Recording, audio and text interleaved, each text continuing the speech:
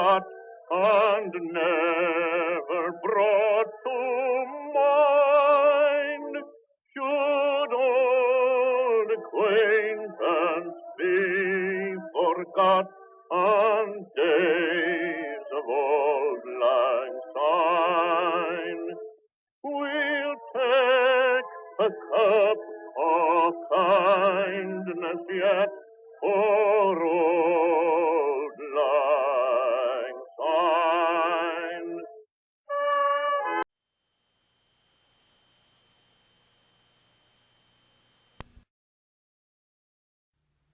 And welcome to the first episode of the second decade of the Oddity Archive. Yeah, I think we've officially crossed over into walking anachronism territory just overnight. As if the archive wasn't out of step enough already.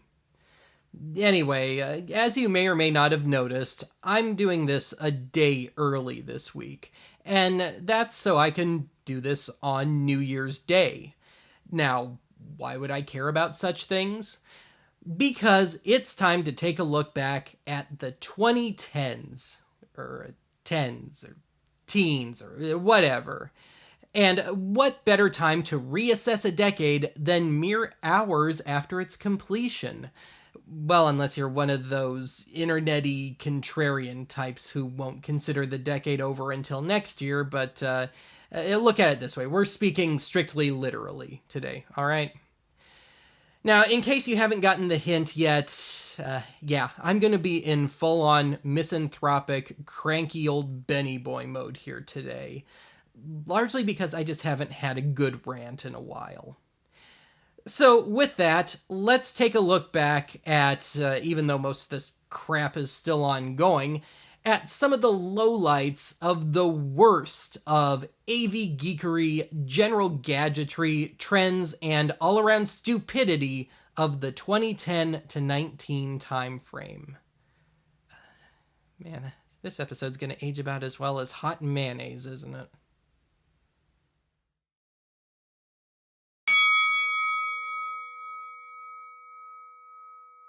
Well, I'll give the innovators of this one this much.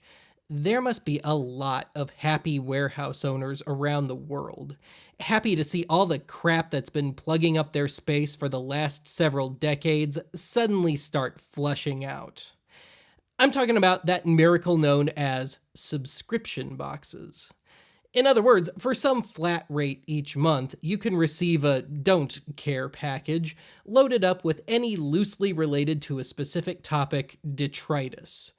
These would include toys, comics, books, music, movies, cosmetics, general toiletries, clothing, kids stuff, food, liquor, socially conscious brands, environmentally conscious brands, junk for your cat, junk for your dog, junk for your ferret. Okay, that last one might not exist yet. My solution? Send the toiletries and food and stuff to impoverished countries that can actually use it, use the bad hipster vinyl for skeet shooting, and send the environmentally conscious stuff to the landfill where it can biodegrade in peace. Or maybe I'm just upset that there's no AV refuse subscription boxes. I could really use a Cartridge fish tank. And I know there's a warehouse out there somewhere just full of them. With Sears Cartridge television, you can record any television program just as you see it on your screen. It's as simple as inserting a blank cartridge, pressing a button, turning a switch.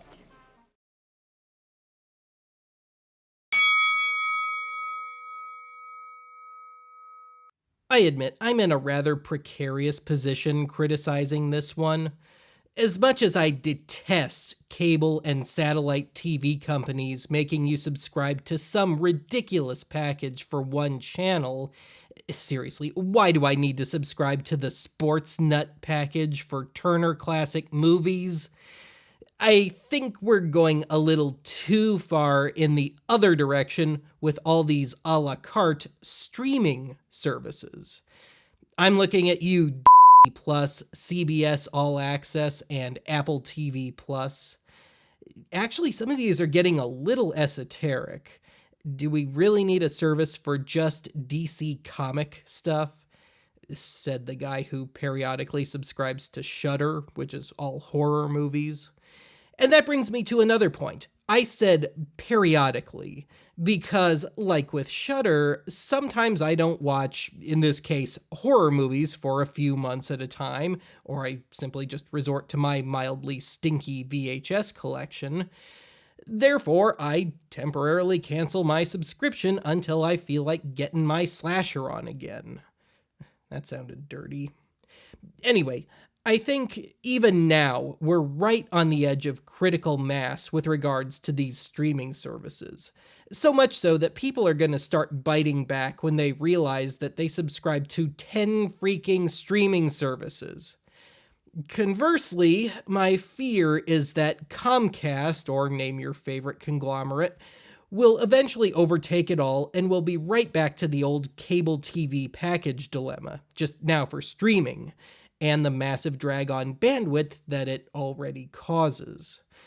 Oh yeah, and will you please stop putting suggested viewing bugs, autoplay countdowns, and squishing my picture down to the size of a postage stamp when there's still 5 minutes of my show left?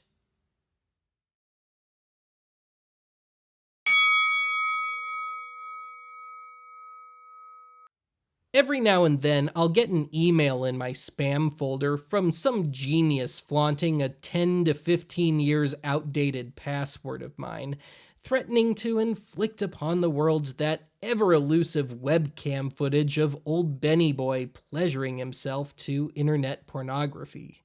Yeah, joke's on him. I only do my adult content on Betamax. Yeah, there's a terrible pun in there somewhere.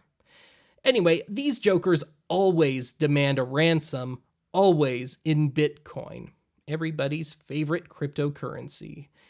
And yes, I'm well aware that Bitcoin debuted in the 2000s, but let's face it, it peaked in the 10s. Now, I'd like to think I'm open to new concepts, but I have a tough time getting behind something that simply doesn't exist. I mean, yeah, I get that government currencies are rather arbitrary, but at least there's something tangible to show for it, and, almost everybody accepts it. Well, I mean, I guess we do have to, mine for Bitcoin. I guess it's a real electricity guzzler to do so, requiring a deeply complicated and data-heavy blob of something that I have yet to figure out. Oh yeah, and only a precious few non-entities accept it. Good luck paying your rent or utilities with this stuff.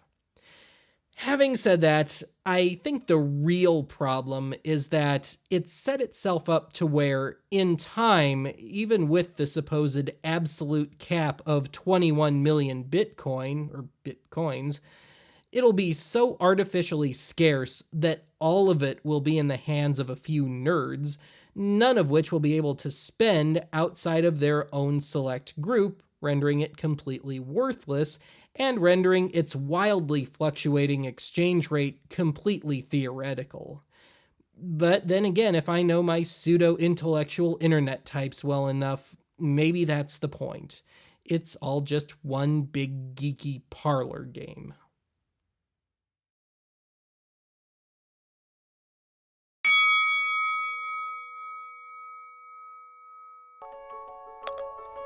We have a flat tire. How do I tie a bow tie again? What's the fastest way to Hartford Hospital? I admit, I've always had an aversion to voice-activated gear. I remember a few years back when the cable company / cable guy tried to unload a voice-activated remote control on me. Without thinking, I retorted, "I'm not that lonely." But apparently I'm in the minority, because just about simultaneously, Amazon dropped Alexa, and that caught on. And of course, we already had Siri on iPhones and iPads, which you can spend an eternity trying to disable. Then in 2016, we got Google Home. But I guess in the name of simplicity, let's just focus on Alexa here. Now, of course, Alexa is a voice-activated virtual personal assistant. What is a virtual personal assistant, you might ask? Well, it's something to aid lazy folks in looking up useless trivia on the internet. And if you're willing to invest in newfangled appliances, you can make it turn the lights on and off, adjust the thermostat, defrost the freezer, and any number of other easily accomplished tasks. Like general phone apps aren't enough already for this stuff. But it's not the laziness that gets me, it's the security risks. I mean, it's no real secret that these things have weaknesses, which are continually exploited.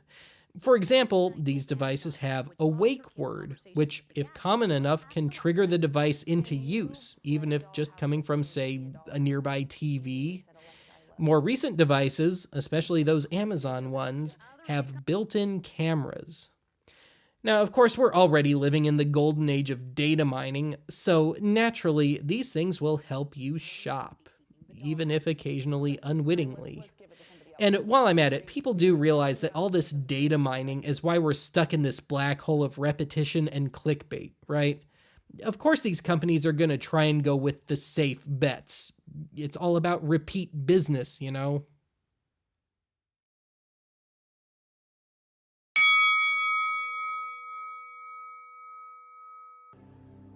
Trucks have been the same for a very long time. Like 100 years. You know what? I'm just gonna surrender my internet cred card here and now. I think Elon Musk is less a mad genius and more a Silicon Valley IT guy that just got really, really lucky. I swear, for every intelligent feature I see come out of Tesla Motors, I see 5 more that are archivisms waiting to happen. For example, number 1, those DeLorean-style rear doors. Really cool in the movies, not so cool in your garage or a tight parking lot. Number 2, speaking of doors, instead of an old-fashioned hinge and lock system, you've got a mostly software-driven push-button system. Depending on your model, should you get trapped in the car, you may be able to pull a general handle and escape. However, that handle may be hidden under the speaker grill in the door, which you'll have to dismantle to access. Or you might have to go diving for an obscure latch under the carpeting of the backseat floor. It's not very consistent from model to model. Now, as far as needing to get in the car in case of an emergency, with no power, no cell service, no internet access, and possibly an app failure, well, I haven't seen any solutions to that one yet. Number 3, speaking of software, I think these things are a little overly dependent on computer junk.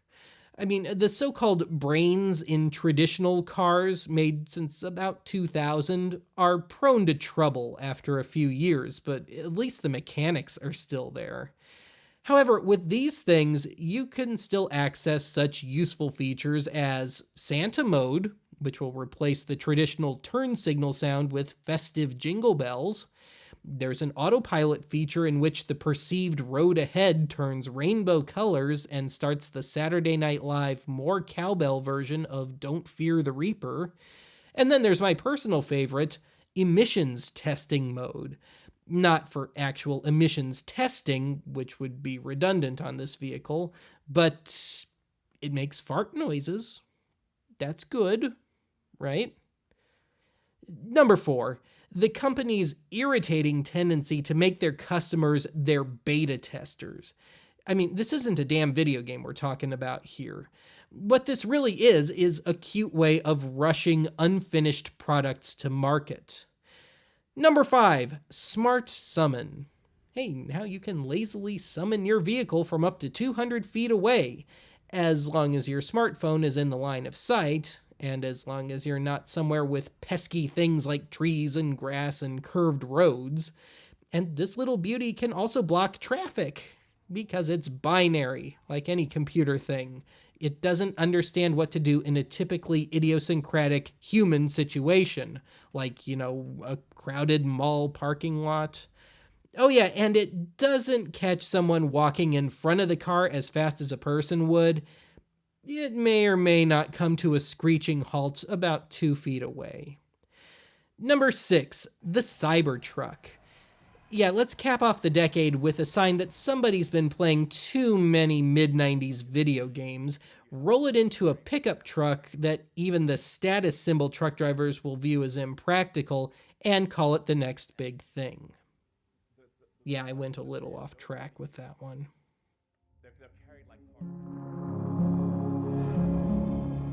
Now, before it seems anymore like I'm just recreationally crapping on Tesla here, let me say that they have some good ideas.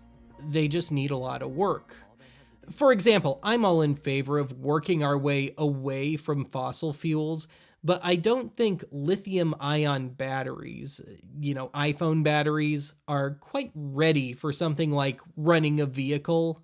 After a certain point, they become a little volatile, and unlike a conventional car battery, it's going to take a lot of water and a lot of patience if one fails and catches on fire to put it out, and lots of time and ideally distance once it's out. In case it flares up again, which may very well happen. Conversely, once a conventional battery is out, with more options toward extinguishing, it's out. Then there's still those pesky environmental concerns with lithium-ion batteries, the disposal of those things, which as of my making this haven't really been worked out. Now, there's a feature that I like called Sentry Mode, and this involves a series of cameras which are placed around the car that are tripped when someone gets too close to the car. It has massive blind spots and won't engage until something directly affecting it is noticed, so I guess if someone throws a rock at it or something from a distance, it won't catch the perpetrator, but hey, the seeds are there. I don't know, I guess I'm just a Luddite. And if you believe that statement, I've got an antique oscillator I'd like to sell you. It can physically split the earth in two.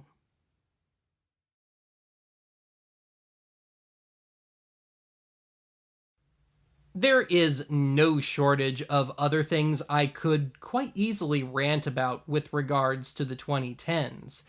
Fidget spinners, selfies, selfie sticks, social media influencers, hashtags. Oh God, I hate hashtags.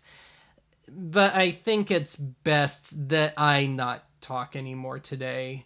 I think it would be in my best interest to just sign off here. So, with that, that's it for today's archive. I really genuinely fear that this decade's going to be even dumber than the last. I better get some damn good fodder out of it at least.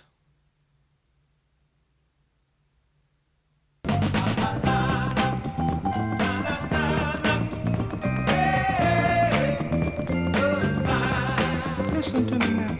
Oh.